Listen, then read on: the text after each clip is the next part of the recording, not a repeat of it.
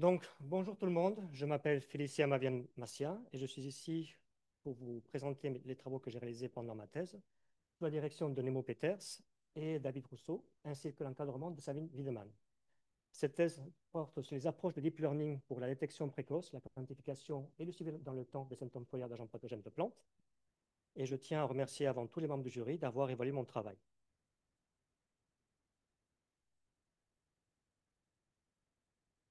Donc, l'analyse des symptômes foliaires permet d'identifier et de caractériser des stress, qu'ils soient abiotiques ou biotiques. Et comme c'est un processus qui est non destructif, elle permet l'analyse de séries temporelles. Par contre, l'observation visuelle requiert la présence d'un expert. De notre côté, l'analyse automatique des symptômes foliaires, quant à elle, va pouvoir aider à la protection des cultures, car elle va permettre l'identification des maladies sans la présence d'un expert. Et certains systèmes vont pouvoir même apporter une information à l'agriculteur pour pouvoir traiter la maladie, ce qui va permettre de diminuer l'utilisation de pesticides. Elle permet aussi le phénotypage à haut débit, ce qui autorise une étude d'un grand nombre de plantes en simultané, que ce soit divers génotypes ou des conditions variées. On a aussi la possibilité de faire des analyses de séries temporelles avec une haute fréquence d'acquisition et une grande quantité de traits, ce qui aide à la sélection variétale, à la recherche de gènes de résistance et aussi peut apporter des réponses dans la compréhension des mécanismes impliqués dans les interactions plantes pathogènes. Ma recherche a été organisée autour de deux axes. Tout d'abord, la vigne, une plante d'intérêt agronomique pour l'aide à la création variétale, mais aussi la rabette, une plante modèle pour le phénotypage à haut débit. Mes travaux ont été réalisés en conditions contrôlées et mon projet de recherche a été l'automatisation de l'analyse de symptômes foliaires. Cette thèse se situe à l'interface entre l'informatique et la biologie et elle a été rendue possible par la collaboration de trois unités de recherche. Tout d'abord, SVQ à Colmar pour les espèces de la vigne. Ensuite, le LARIS à Angers pour tout ce qui a été traitement d'image et apprentissage profond. Et pour finir ici à Toulouse et l'IPME pour la rabette. Je vais donc commencer par vous parler de la vigne pour après parler de la rabette. Alors, excusez-moi, je suis vraiment désolé. Donc,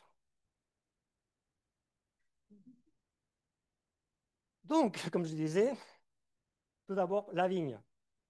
Je me suis intéressé à son interaction avec Plasmopara viticola, qui est l'agent pathogène du mildiou, qui est un homicide originaire de l'Amérique du Nord. Ce biotrophe obligatoire a pour conséquence le dessèchement des feuilles, la chute des fleurs, l'altération des baies, ce qui provoque une perte considérable de rendement. Actuellement, l'approche la plus commune pour gérer la maladie, c'est l'utilisation massive de fongicides. Une autre approche pourrait être la création variétale par l'introgression de gènes de résistance issus de variétés apparentées sauvages. C'est dans ce but qu'a été démarré le projet en 2000.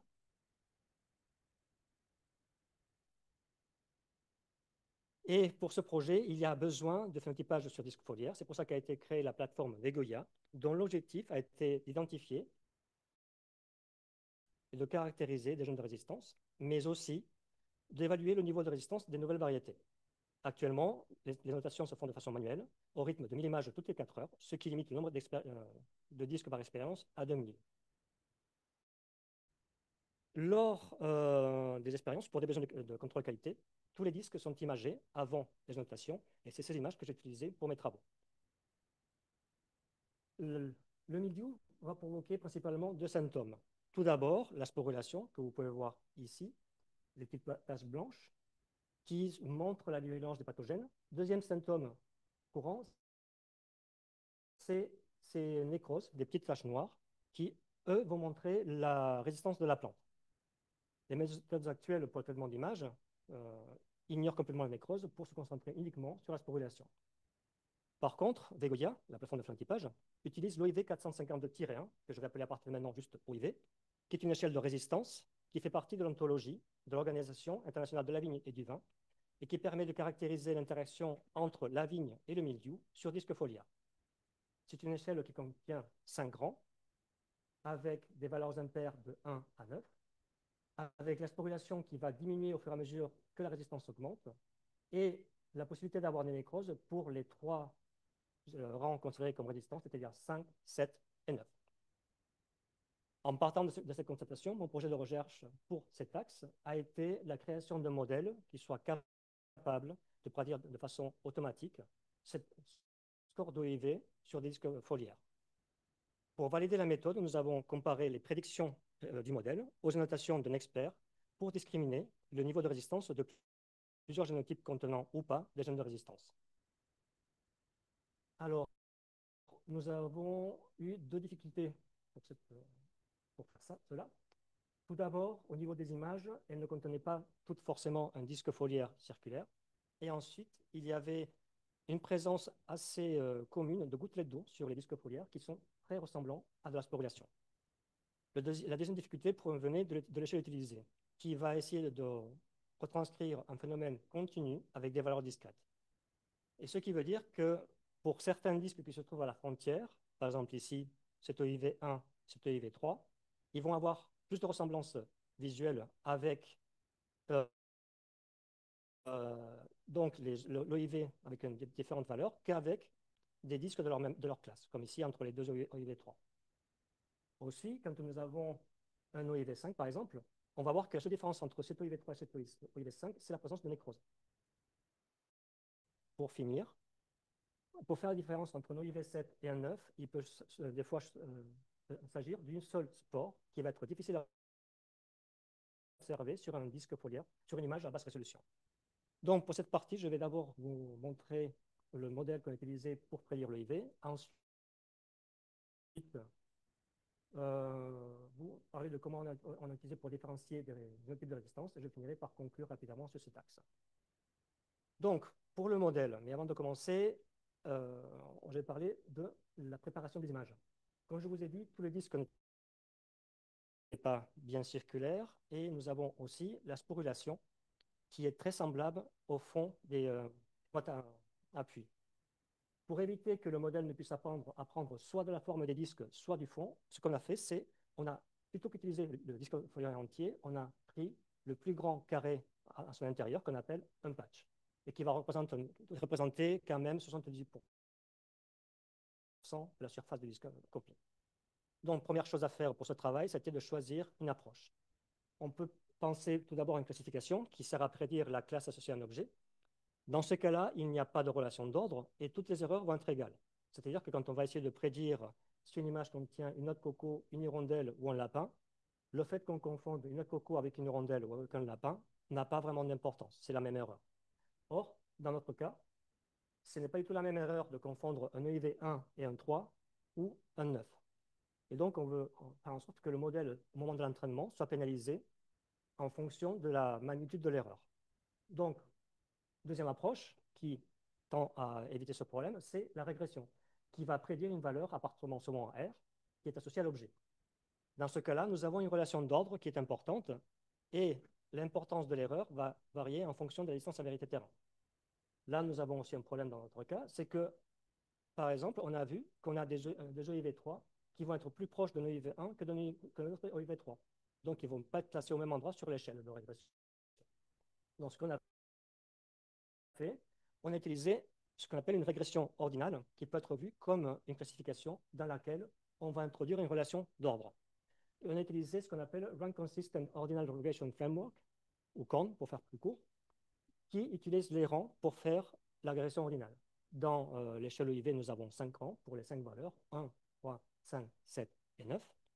Ce qu'on va faire à cette méthode, c'est qu'on va partir du patch de départ, on va l'encoder en utilisant un réseau de neurones.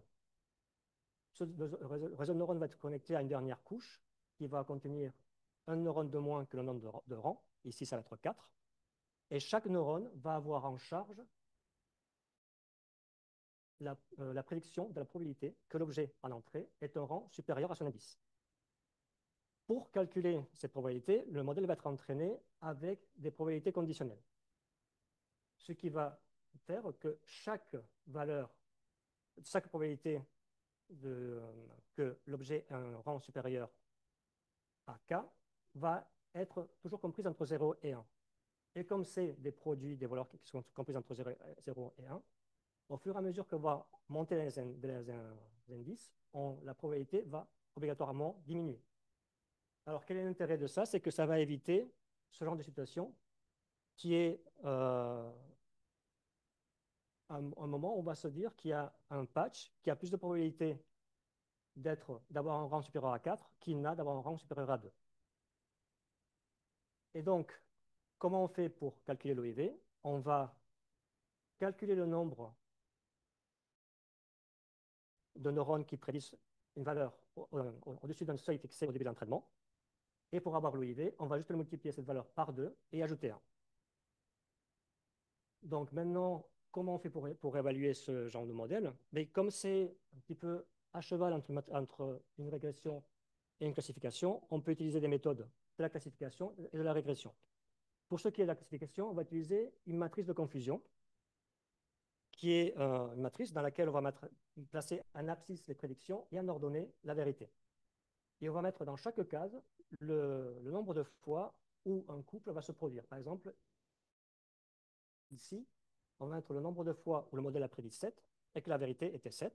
On va mettre ici le nombre de fois où le modèle a prédit 3, alors que la vérité est alors, le nombre de fois où le modèle a prédit un 7, alors que la vérité était un 3. Et on peut comprendre que tous les être placés sur cette diagonale et toutes les erreurs vont être placées à l'extérieur de la diagonale, en sachant que plus une prédiction va être de la diagonale, plus l'erreur va être importante. Deuxième façon de l'évaluer, ça va être une métrique mathématique. On va utiliser l'erreur quadratique moyenne, qui est la moyenne de la distance à la vérité terrain au carré. Maintenant, il ne manque plus qu'une chose, c'est un jeu de données. Et pour tenir compte de la présence de gouttelettes sur certains disques foliaires, on va annoter non seulement une valeur d'OIV, mais aussi la qualité de l'image. Pour pouvoir évaluer l'effet du biais de l'annotateur, on a pris un sous-jeu de données qui a été annoté séparément par les deux experts. Dans ce cas, on a eu pratiquement un tiers d'erreur, ce qui correspond à une erreur quadratique moyenne de 0,384. Par la suite, l'ensemble du jeu de données a été annoté par les deux experts de concert.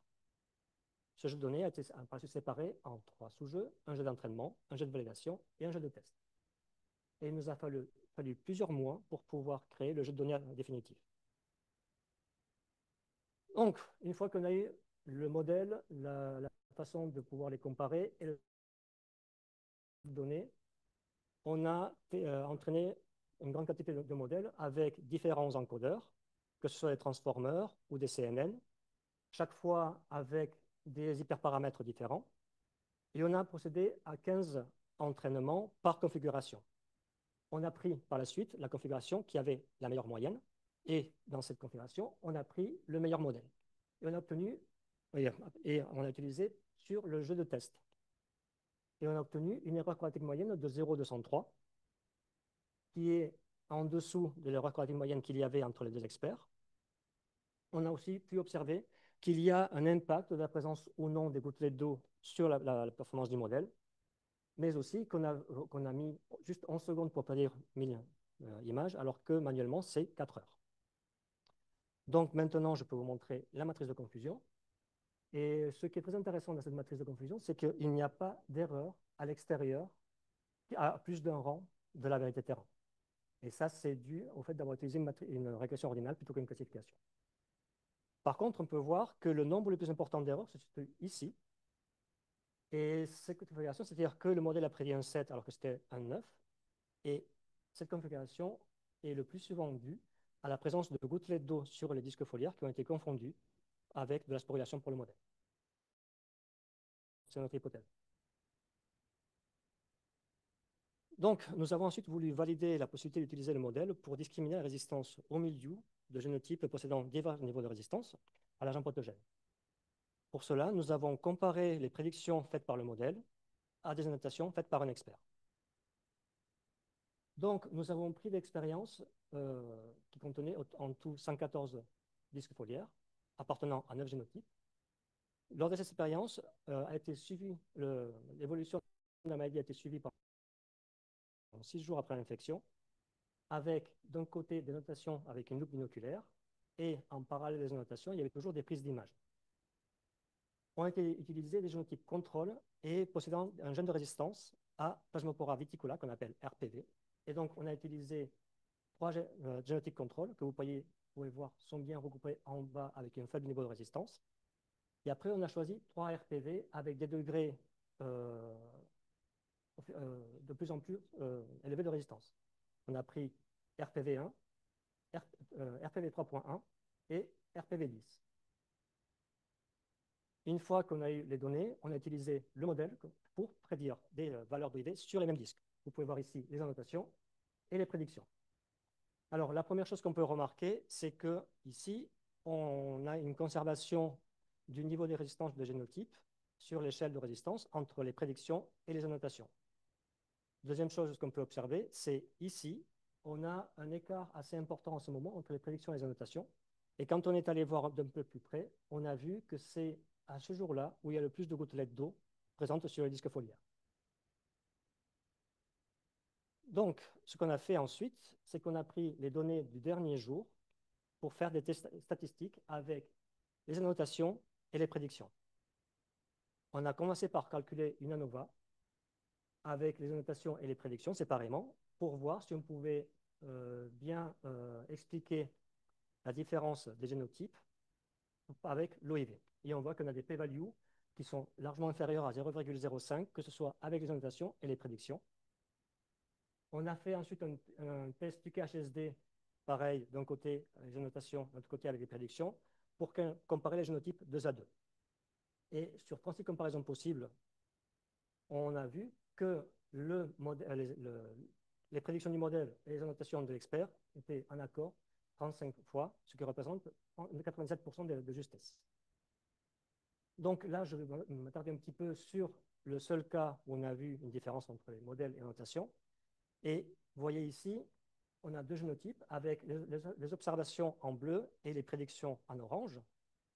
Et on voit que pour un génotype, le modèle a sous-estimé la résistance, alors que pour l'autre, elle l'a surestimé. Alors pour le premier modèle, pour le premier génotype où le modèle a sous-estimé la résistance, on peut voir, encore une fois, des petits points blancs ici, qui sont sûrement des gouttelettes d'eau que le modèle a probablement confondu avec des spores. Deuxième cas, c'est le modèle a surévalué la résistance. Et là, on a deux choses différentes. Ici, on a un disque foliaire qui est à la frontière entre un OIV 5 et un 7. L'expert a choisi un 5, le modèle a choisi un 7. Et ici, on a un disque qui a été annoté à 7 et prédit à 9. Et il se peut que ce soit parce qu'il y a une spore quelque part que le modèle n'a pas vu, et ce pourrait être ce petit point blanc ici. Donc, en conclusion pour cet axe, nous avons créé un outil pour caractériser l'interaction entre la vigne et le mildiou, avec lequel on a pu comparer le niveau de résistance à l'agent pathogène de divers génotypes. On a publié un article dans Plant Methods et on a présenté un poster au séminaire du métaprogramme DigitBio. Alors, ce qu'on voulait faire avant tout, c'est accélérer le processus d'annotation. Et là, on a pu passer de 4 heures à 11 secondes pour annoter 1000 disques. Reste maintenant à pouvoir automatiser la prise d'image. Nous voulions aussi supprimer le biais de l'annotateur. Et là, on a pu observer qu'on a une erreur quadratique moyenne qui est inférieure entre le modèle et la vérité terrain, qu'elle ne l'a été entre les deux observateurs. Par contre, on reste encore maintenant à réduire le biais expérimental. Et on peut se demander si l'échelle en elle-même n'est pas source de biais. On utilise une échelle standard, ce qui facilite la reproduction et qui permet de prendre en compte les deux côtés de l'infection, c'est-à-dire la plante et l'agent pathogène. Mais la phase d'annotation reste encore très complexe et il faudrait bien sûr essayer de tester cette méthode sur d'autres interactions sur disque foliaire.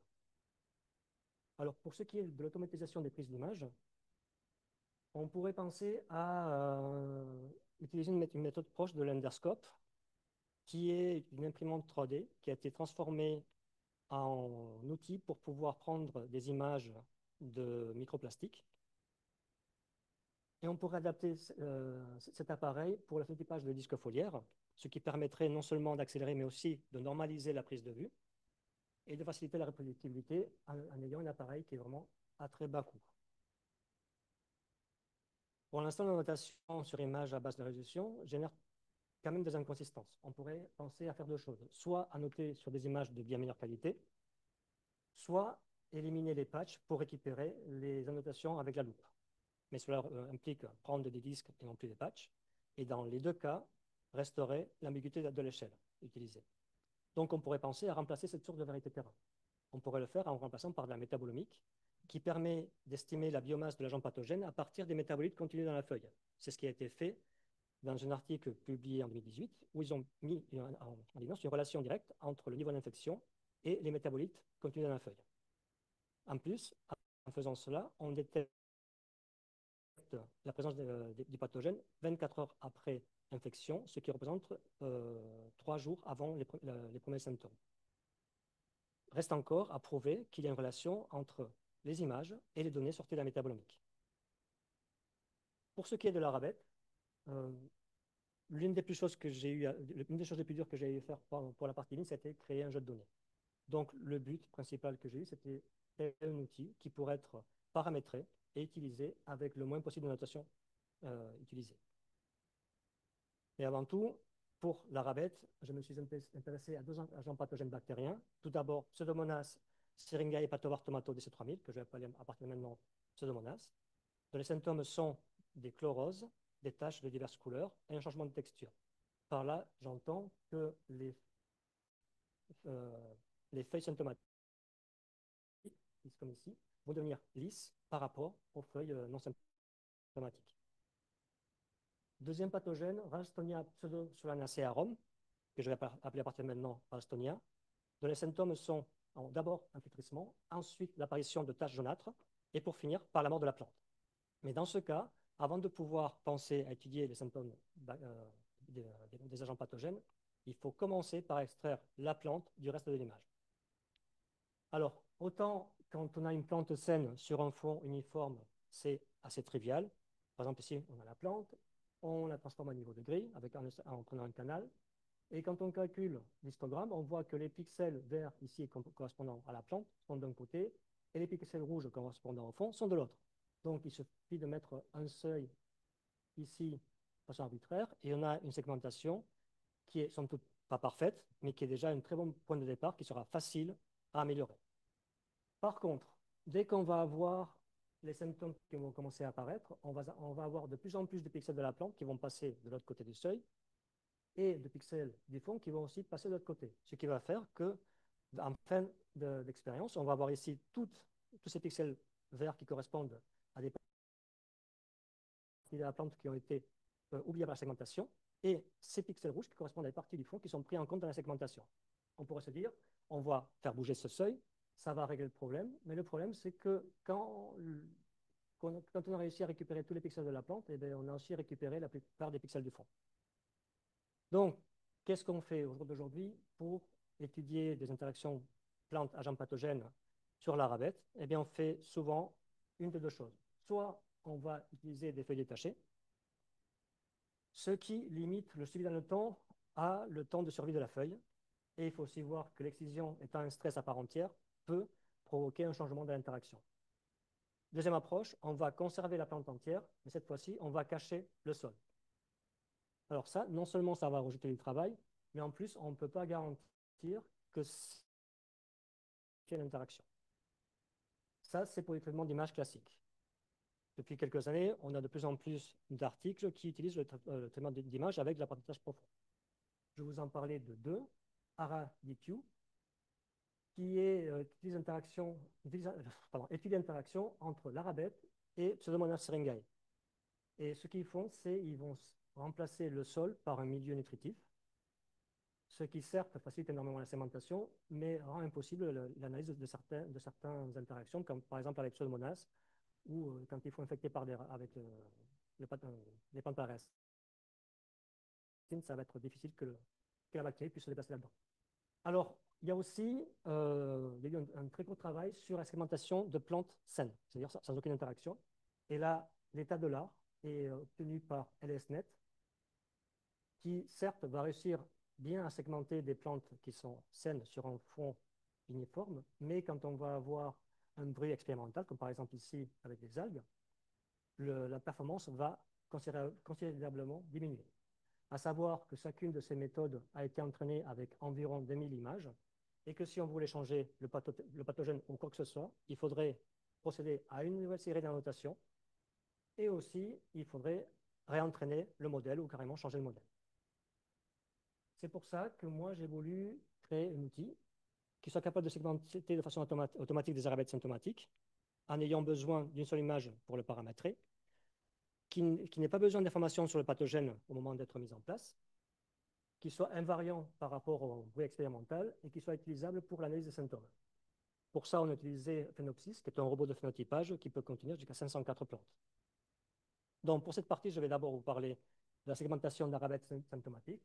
Après, je vais vous montrer comment on a utilisé les résultats de cette segmentation pour détecter de façon précoce et suivre au cours du temps des symptômes. Et je vais finir par conclure rapidement sur cet axe. Donc, la segmentation, qui dit très peu d'images, dit difficulté à entraîner un modèle d'apprentissage profond. C'est pour ça qu'on a choisi Segment Anything Model, qui est un modèle de fondation, qui veut dire qu'on peut le réutiliser sans le réentraîner. Ce modèle a la particularité d'avoir été entraîné sur un jeu d'images très conséquent, qui contient 11 millions d'images avec 1 milliard de masques à noter. Et on peut s'en servir de plusieurs façons. Soit on peut le laisser libre, c'est-à-dire de façon automatique. Il va lui-même segmenter l'image et prendre les parties qu'il trouve intéressantes. Soit on peut lui donner une zone d'intérêt et il va segmenter un objet à l'intérieur de cette zone d'intérêt. Soit on peut utiliser des prompts. Les prompts, vous les connaissez sûrement parce que c'est des phrases que vous envoyez à ChatGPT pour lui poser des questions, mais c'est juste quelque chose, une information qu'on donne au modèle. Par exemple, ici, on va lui donner deux types de prompts. On va lui donner des prompts positifs pour lui dire on veut garder cette partie de l'image, c'est-à-dire ici les petits points verts. Et on peut aussi lui donner des prompts négatifs pour lui dire cette partie de l'image, on n'en veut pas. Et en procédant de façon itérative, en ajoutant et en enlevant des parties de l'image, on va obtenir la segmentation qu'on veut. À savoir que la version de SAM a introduit le suivi d'objets dans une série temporelle. Donc, mon objectif était de pouvoir mettre au point la méthode et la paramétrer sans devoir annoter des centaines d'images.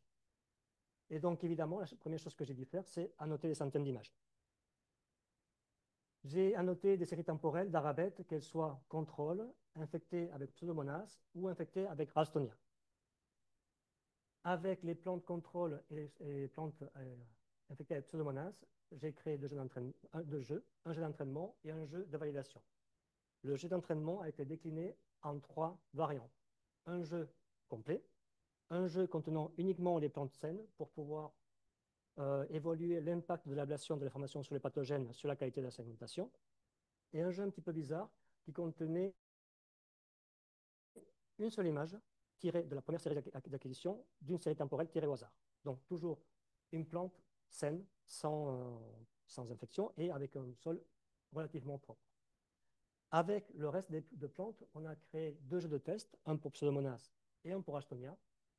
Ce jeu de données a été beaucoup plus rapide à créer, il m'a suffi que de 2 semaines. Par contre, j'ai développé une tendinite en faisant ça et il m'a fallu entre 5 et 6 semaines pour en guérir. Et aujourd'hui, je continue à tenir mon poignet quand j'utilise un pavé numérique.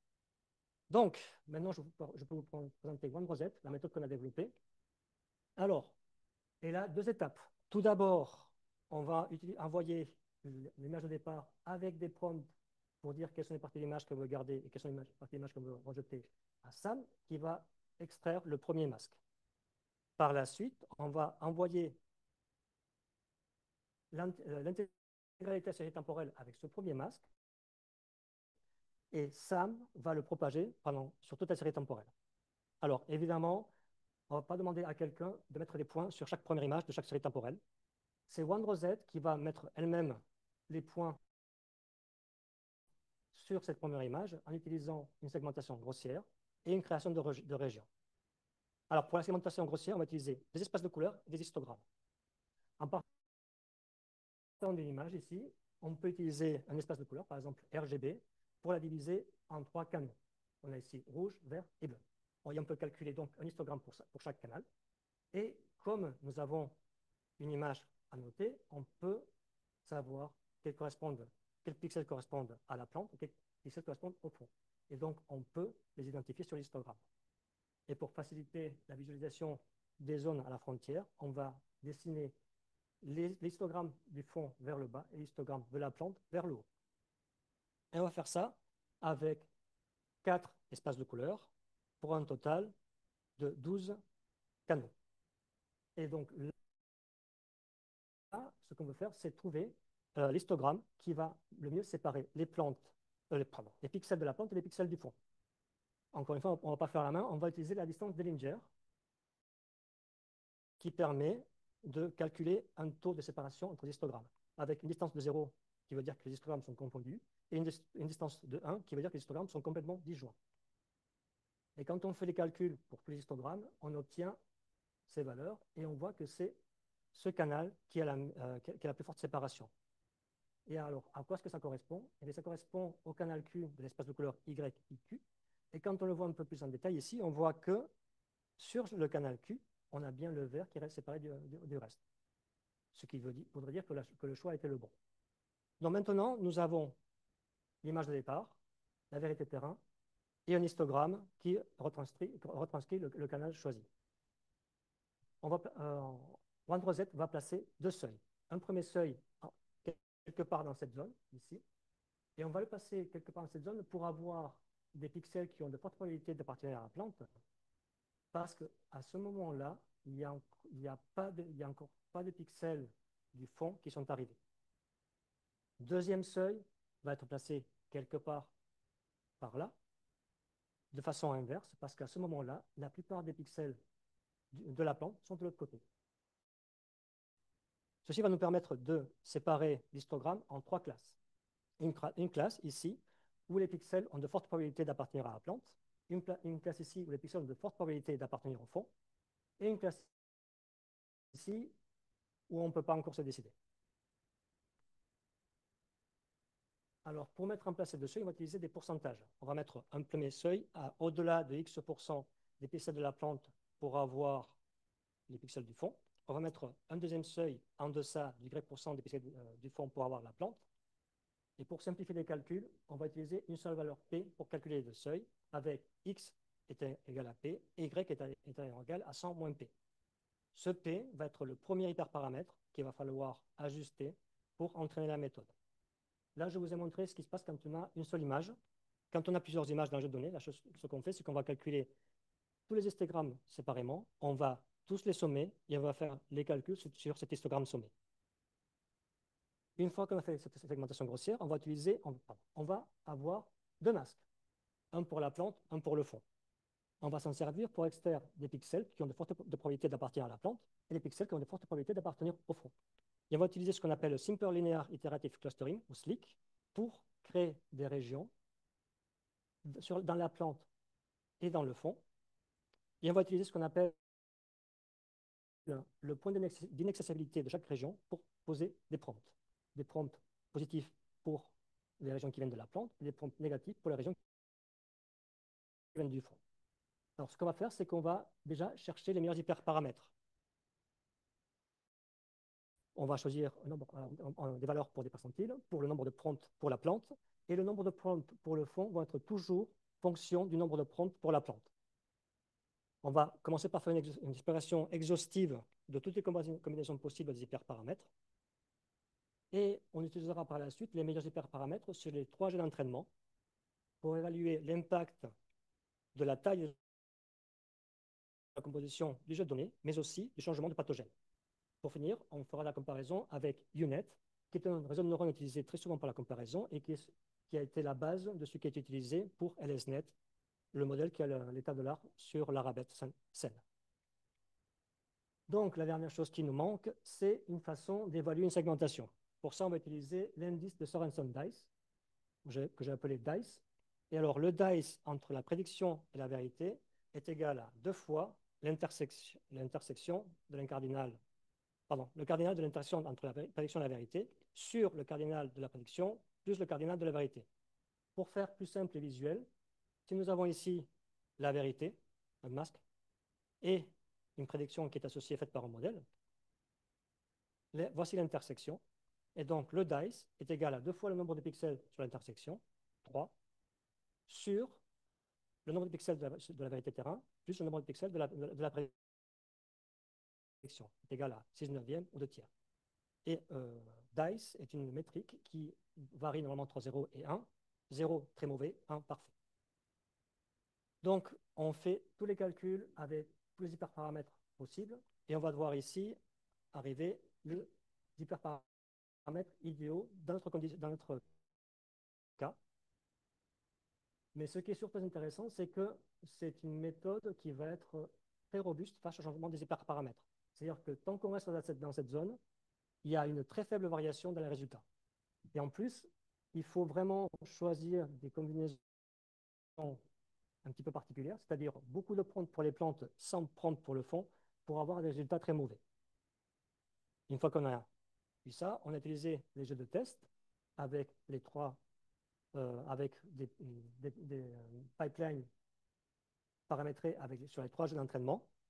Et on voit que ici, quel que soit le jeu de données entraîné pour l'entraînement, le DICE va rester extrêmement similaire.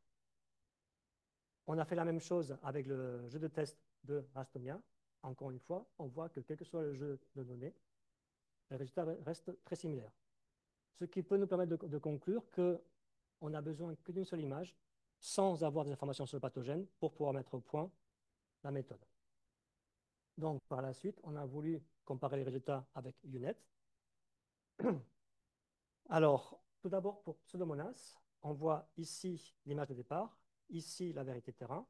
La prédiction de One Rosette, on voit qu'elle est très proche de la vérité terrain. Le principal problème, c'est que One Rosette a du mal avec les petits espaces entre les feuilles. Ici, on voit UNet entraîné sur le jeu de données complet.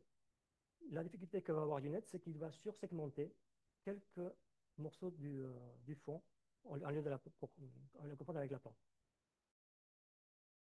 Par contre, UNet, si on enlève des informations sur le pathogène ou un grand image, va avoir de très mauvais résultats.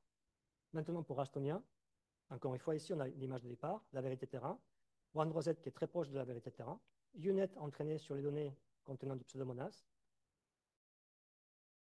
va réussir à segmenter la plupart de la plante, mais va perdre les feuilles qui vont avoir des symptômes qu'il n'avait jamais vus sur Pseudomonas.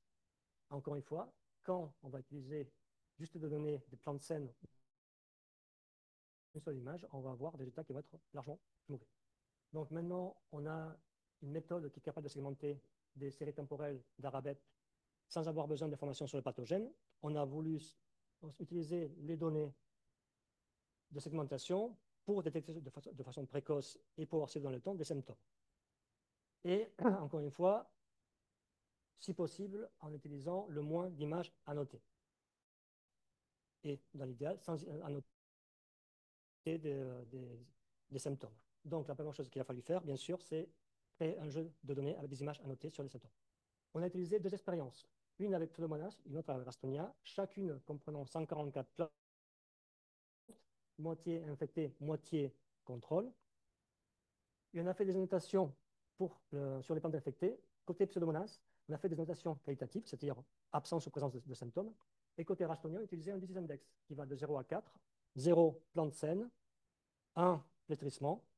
2, 3, évolution des taches jaunâtres. 4, mort de la plante. Le but était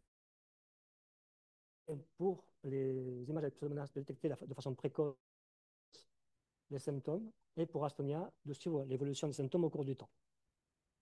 À savoir que les seules données que va avoir la méthode à l'entrée, c'est les images segmentées et le fait de savoir si une plante a été ou pas infectée.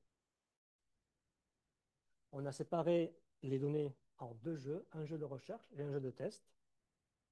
Et la première chose qu'on a fait pour la méthode, c'est très classique, on a extrait des variables des images segmentées. On a extrait des variables de colorimétrie, de morphologie, mais aussi des descripteurs de texture qui vont décrire de façon numérique la relation entre des pixels à une distance donnée. Et quand on fait ça, ici par exemple, sur les données Rastonia, et qu'on les projette sur deux dimensions en utilisant une ACP, on voit qu'il y a une séparation entre les plantes selon leur degré d'infection. Et on voit aussi, ici avec importance, que certaines variables vont mieux décrire le phénomène que d'autres. Ce que nous, on va essayer de faire, c'est donc trouver la meilleure variable pour décrire l'interaction entre la plante et l'agent pathogène. Donc, pour commencer, qu'est-ce qui est la variable idéale? La variable idéale a la même valeur pour les plantes contrôlées et infectées avant l'infection, va avoir une valeur qui va assez rapidement diverger, et cette divergence va continuer à augmenter tout au long de l'expérience.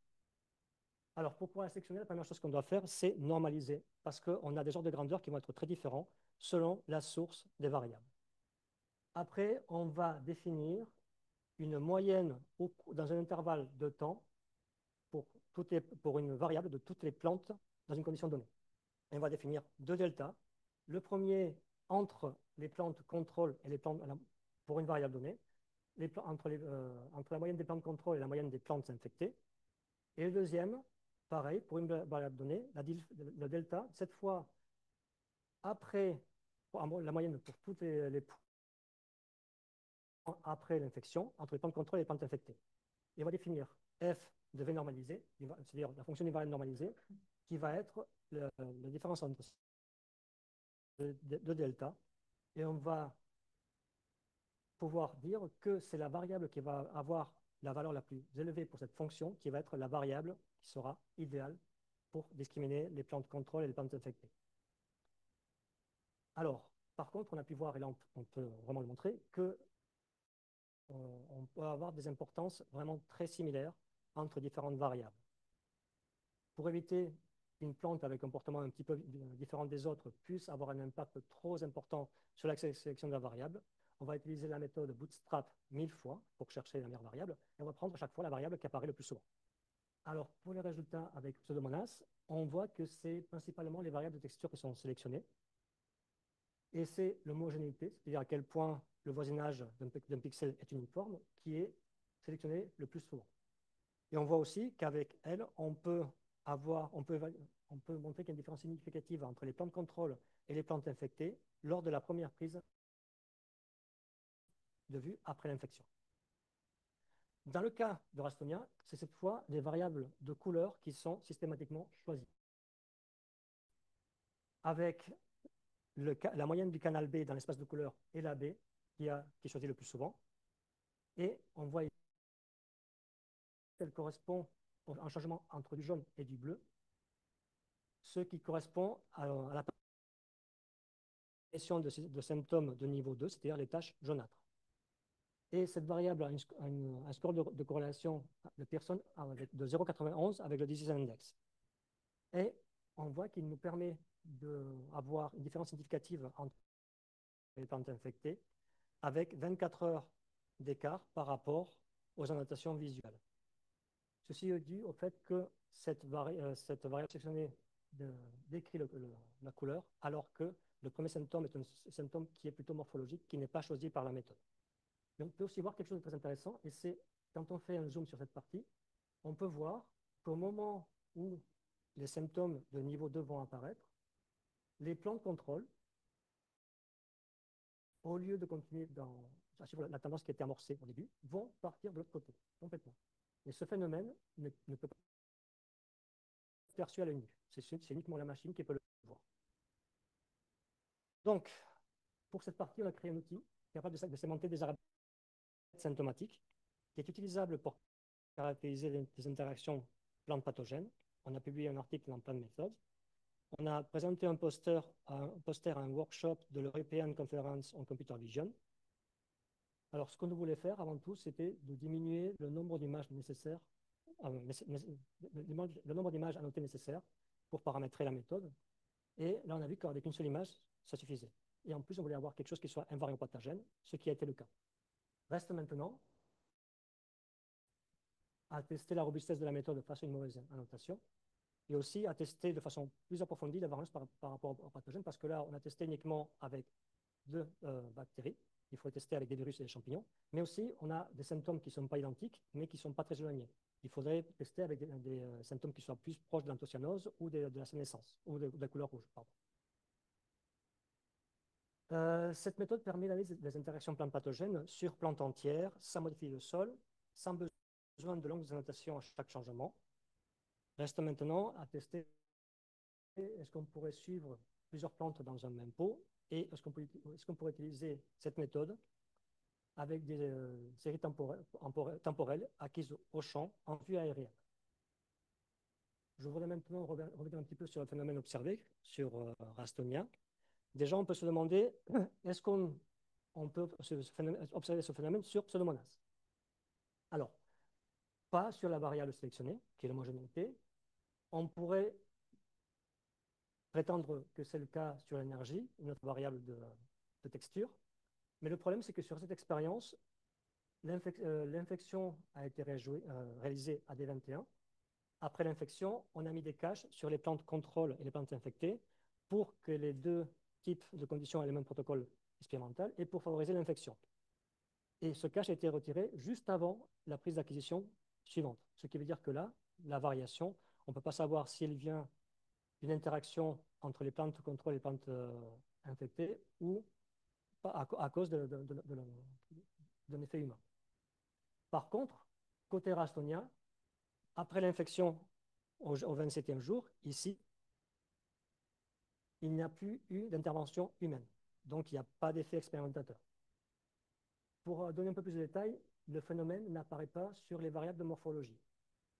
Il va apparaître avec un peu de retard sur certaines variables de texture et avec moins de stabilité sur des variables de couleur. Alors, on a plusieurs hypothèses pour ce qui a pu provoquer ce phénomène. Tout d'abord, c'est une déficience de nutriments, car on fait pousser les plantes dans un milieu très peu nutritif, et on arrose uniquement avec de l'eau. Ça pourrait être aussi une phase tout à fait normale de la croissance de la plante. Mais nous, l'hypothèse qu'on voudrait vérifier avec des expériences un peu plus par la suite, c'est que ce soit l'effet d'un composé organique émis soit par les plantes infectées, soit par le pathogène qui impacte les plans de contrôle. Donc, euh, l'accès à la vérité terrain a sûrement été un frein à l'utilisation de l'apprentissage profond pour tout ce qui est l'interaction plante-pathogène en biologie végétale.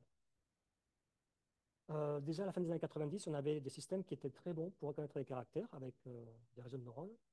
Dès 2012, on avait des réseaux de neurones qui étaient meilleurs pour percevoir les panneaux de signalisation que les humains, alors que pour ce qui est de la biologie végétale, il a fallu attendre 2016 pour avoir le premier article sur l'interaction plante-pathogène. Ce qui peut expliquer qu'en 2022, on peut voir ici, il y avait plus d'articles utilisant l'IA en linguistique et en philosophie qu'il y en avait en biologie ou en agronomie. Même s'il y a une très forte croissance, il n'y avait toujours que 3 articles, alors qu'ici, il y en avait 7,5 et 20. Bon, 7,5, 8. Et c'est peut-être dû au fait que la variété terrain observée en biologie végétale nécessite le concours d'un expert, est très longue à obtenir et est très facilement embrutée. Donc, on a vu côté OIV que, en effet, cette vérité terrain visuelle est brutée. Et j'avais proposé peut-être la remplacer par une valeur quantitative. Avec One Rosette, on a pu voir qu'une seule image annotée peut servir à segmenter les images et qu'il n'y a pas forcément d'annotation de symptômes pour pouvoir décrire un phénomène d'infection. Et aussi que le traitement d'image peut détecter des phénomènes qui sont invisibles à l'œil nu. Donc, on pourrait se demander si on ne pouvait pas créer des outils pour la détection précoce de stress biotique en remplaçant la vérité terrain observée par des valeurs quantitatives biologiques et aussi en tirant parti de la capacité du traitement d'image à percevoir des phénomènes invisibles à l'œil nu. Donc voilà, maintenant, il ne me reste plus qu'à remercier une quantité assez importante de personnes, mes directeurs de thèse, Nemo et David, mon encadrant, Sabine, les membres du jury, les membres de mon comité de suivi de thèse, beaucoup de gens qui m'ont aidé à Colmar et beaucoup de gens qui m'ont aidé ici à Toulouse. Merci beaucoup.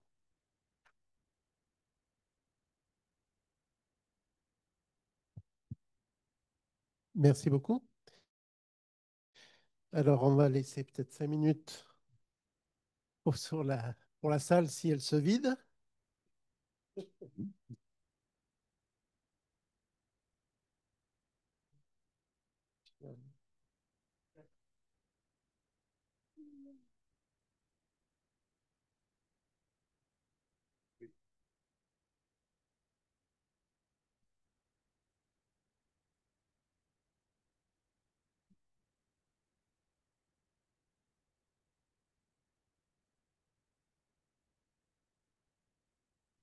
Ouais, ok. J'essaye de me reconnecter par contre parce que j'étais éjecté je ne sais pas pourquoi. Je ferme le son, que je vois au moins les pouces qui se lèvent s'il y a des questions à l'extérieur. C'est moi. J'arrive un peu en retard, mais j'arrive.